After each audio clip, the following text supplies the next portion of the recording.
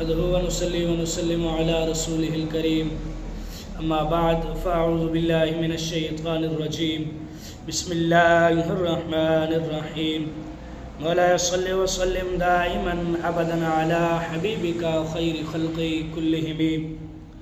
दोस्तों, आज जैसा कि रमज़ानुल मुबारक का 16वां रोज़ा है, यूँ समझ लीजिए कि 16वां रोज़ा अल्हम्दुलिल्लाह बख़ैर वाफ़ियत से ख़त्म होने को है। तो इसी हवाले से मैंने कहा क्यों ना आगे चंद दिनों के बाद 2-3 दिन हैं, उसके बाद एतकाफ़ वाले एतकाफ़ बैठेंगे।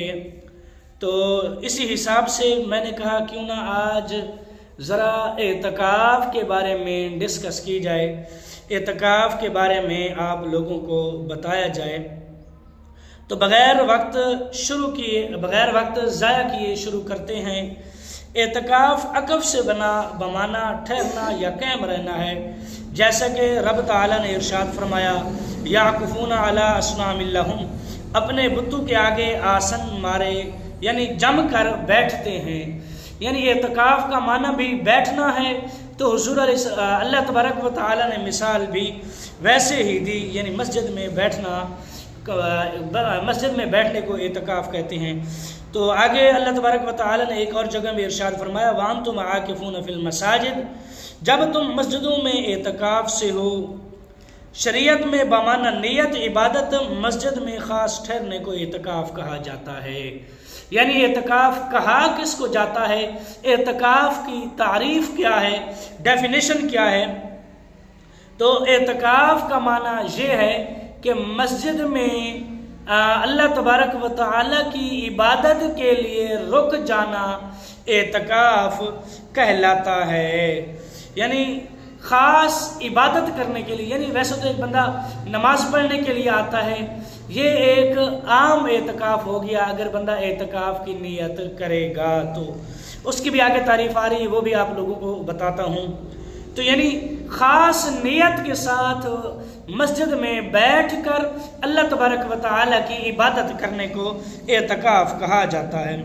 एतकाफ़ एक बहुत ही पुरानी इबादत है, जैसा कि अल्लाह तबारक व तआला ने इरशाद फरमाया अनताहिरा बैतिया लित्वाइफीना वल आकिफीना वर्रुक्काइस सुजूद, ये मेरा घर है, खूब सुथरा करो तवाफ़ करने वालों के लिए और एतकाफ़ करने वालों के लिए और रुकू और सुजूद करने वालों के लिए। यानी ये बात अल्लाह तबारक व तआला ने हज़रत इब्राहीम अलैहिस्सलाम और हज़रत इस्माईल अलैहिस्सलाम से फरमाया कि मेरे घर को साफ़ सुथरा करो और इसे खूब ही साफ़ सुथरा करो मेरी इबादत करने वालों के लिए और तवाफ़ करने वालों के लिए, एतकाफ़ करने वालों के लिए, रकू और सुजूद करने वालों के लिए। एतकाफ़ 3 किस्म का है। एतकाफ़ फ़र्ज़, जैसे नज़र माना हुआ एतकाफ़, इसमें रोज़ा शर्त है, इसकी मुद्दत कम अज़ कम 1 दिन और 1 रात है, यानी कम अज़ कम इसकी मुद्दत 24 घंटे है। यानी अगर कोई बंदा मन्नत मान लेता है कि या रब्बुल आलमीन मेरा फ़लाँ काम हो जाए, तो मैं वो काम जायज़ हो और वो कुरान और सुन्नत के मुताबिक हो, यानी जायज़ तरीके से, यानी जायज़ काम हो, उस काम के लिए वो बंदा मन्नत माने, कोई भी हो, चाहे कि या रब्बुल आलमीन मेरा फ़लाँ काम हो जाए। यानी यूँ समझ लीजिए कोई बंदा अगर ये कहे कि या रब्बुल आलमीन मेरा बेटा पैदा हो या मेरी बेटी पैदा हो या मेरी शादी हो जाए या इस तरह का, या फिर यूँ कह लीजिए कि वो कहे कि या रब्बुल आलमीन मेरा रोज़गार का वसाइल बन जाए, कोई रोज़गार बन जाए या कोई नौकरी लग जाए, यूँ समझिए यानी इस तरह के मामलात हों, तो अगर ये उसके मामलात जितने भी हों ये पूरे हो जाएं, अगर जायज़ तरीके से हों, तो उसके लिए ज़रूरी है कि वो 24 घंटे का एतकाफ़ भी करे और दिन का रोज़ा भी रखे। ये हो गया फ़र्ज़। एतकाफ़ सुन्नत ये 20वीं रमज़ान की असर से ईद का चाँद देखने तक है। यानी 20 रमज़ानुल मुबारक का रोज़ा हो, वो रोज़ा अफ्तार होने वाला हो, यानी असर के वक्त, यूँ समझ लीजिए कि अब जो है अभी असर का वक्त है और 20वां रोज़ा है, तो इस वक्त आपको मस्जिद में आना ज़रूरी है। और जब आप मस्जिद में असर के वक्त आ जाएंगे तो आपकी वो सुन्नत पूरी हो जाएगी। तो इसी तरह एतकाफ़ नफल, इसमें ना रोज़ा शर्त है ना उसकी मुद्दत मुकर्रर है।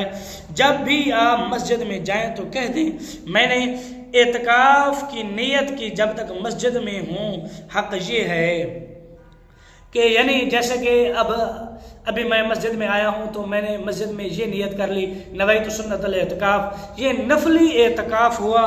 जब तक मैं मस्जिद में रहूँगा, ज़िक्र और अज़कार करता रहूँगा, ये हदीस मुबारक का दर्स देता पढ़ता रहूँगा या फिर नमाज पढ़ूँगा, कोई भी नेक अमल करूँगा, आया कि मस्जिद में बैठा भी रहूँगा तो मैं जो है एतकाफ़ में हूँगा।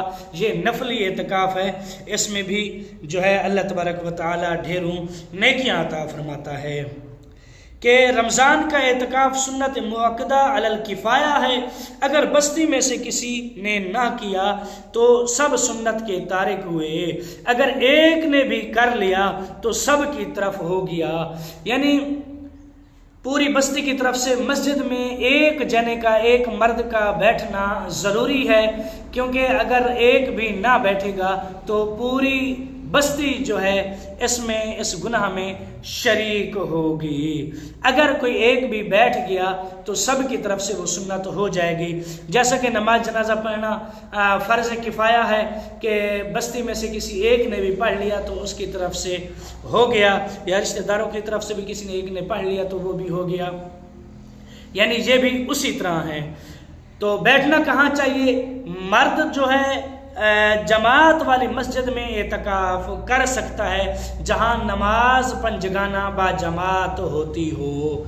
यानी ज़रूरी नहीं है कि जहाँ जुम्मा होता हो, यानी जहाँ 5 वक्त की बाजमात नमाज होती हो, वहाँ मर्द के लिए ज़रूरी है एतकाफ़ बैठना। यानी एतकाफ़ बैठना सुन्नत है, अगर वो पूरा ना करेगा तो वो गुनाहगार होगा। यानी जुम्मा मस्जिद में जुम्मा होने की शर्त नहीं है। जहाँ 5 वक्त बाद जमात नमाज होती हो, अजान होती हो, वहाँ बैठना ज़रूरी है और वहाँ बैठ भी सकता है। तो औरत कहाँ बैठे? औरत अपने घर में कोई जगह पाक व साफ करके वहाँ ही एतकाफ़ कर ले, जैसा मस्जिद खाना कहते हैं। यानी जहाँ नमाज पढ़ते हैं वहाँ बैठ जाए, या कमरे की एक नुक्कड़ में जो है एक कोने में औरत जो है बैठ जाए, वो भी अपने मर्द से इजाज़त लेकर। मर्द की अगर शादीशुदा है तो मर्द की इजाज़त के बगैर औरत एतकाफ़ नहीं बैठ सकती। अगर वो शादीशुदा नहीं है, नौजवान कंवारी है, तो वह अपने वालिदैन से इजाज़त लेकर औरत लड़की जो है बैठ सकती है। यानी जो शादीशुदा है उसके लिए ज़रूरी है कि वो अपने घर वाले से, अपने शोहर से, अपने मियाँ से इजाज़त लेकर फिर बैठे, अदरवाइज़ नहीं बैठ सकती। अगर उसका मर्द इजाज़त ना दे तो वो औरत एतकाफ़ नहीं बैठ सकती। तो इसी तरह हज़रत अम्मा आयशा सिद्दीक़ा रज़ियल्लाहु ताला अन्हा से मरवी है, फरमाती हैं कि रमज़ानुल मुबारक के आखिरी अशरा का एतकाफ़ करते थे, यानी हुज़ूर अलैहिस्सलातु वस्सलाम, हत्ता कि अल्लाह ने इन्हें वफ़ात दी, फिर आपकी बीवियों ने आपके बाद एतकाफ़ किया।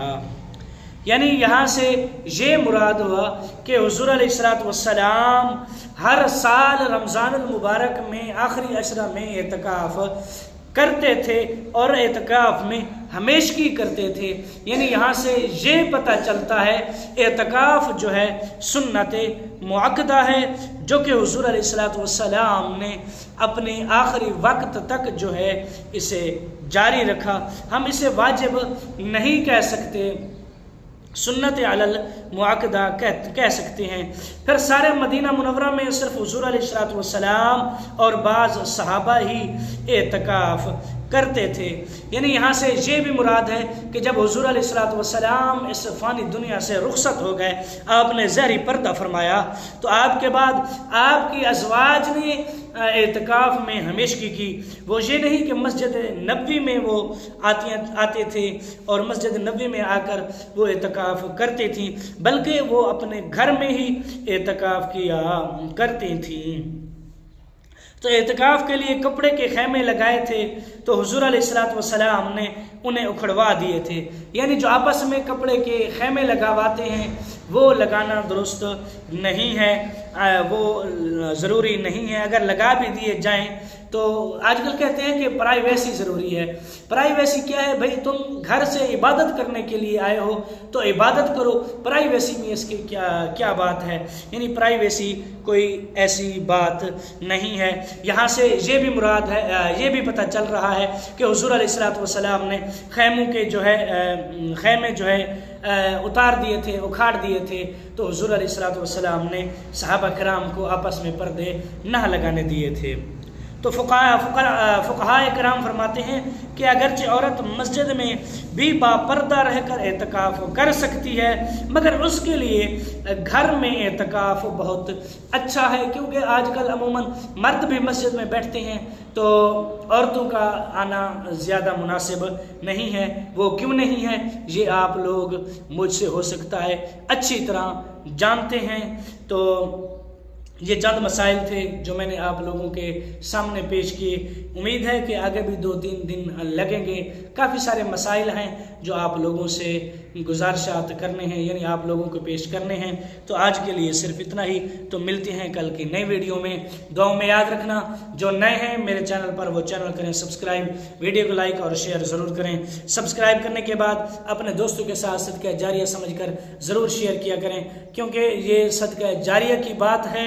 तो हो सकता है कि आपके तवस्सुल से कोई एक बात भी किसी के दिल में उतर जाए, वो अमल कर ले, तो आपकी और मेरी ज़िंदगी और आखिरत संवर सकती है। तो मिलते हैं कल की नई वीडियो में। दुआ में याद रखना। कल तक के लिए अल्लाह हाफिज़।